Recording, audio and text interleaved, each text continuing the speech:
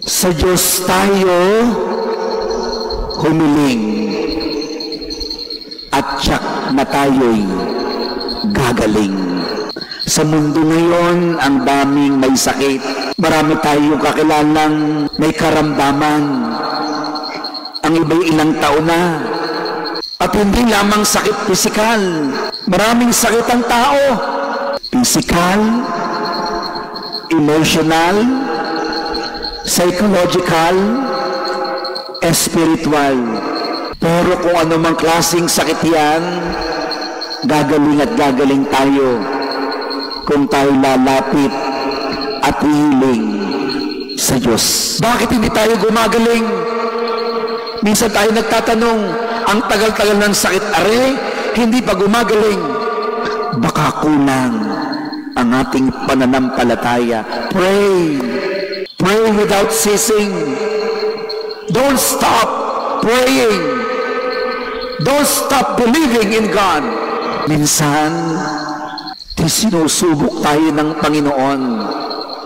Hanggang saan ang ating pananampalataya? Kinakailangan pala na kinakailangan tayong tumawag lagi sa Diyos. Ang buhay natin, buhay panalangin. Kinakailangan merong pananampalataya. Buhay papuri at pagdulog sa Diyos. Without God, our life will be meaningless. Pag wala ang Diyos, bulag tayo. Na kailangan palang may pananalig. Kapag wala ang Diyos, lagi tayong may sakit.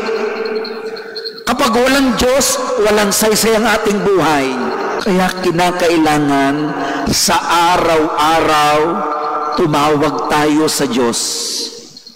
Kapag madilim ang ating paningin, kapag marami na tayong problema, kapag hindi natin alam ang ating gagawin, kapag wala na tayong makita, kapag bulag na tayo, shout out to the Lord.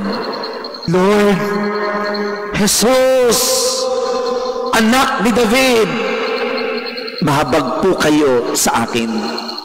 Ang mga taong humihiling, tiyak, pagagalingin sa ngalan ng Ama at ng Anak at ng Espiritu Santo. Amen. Amen.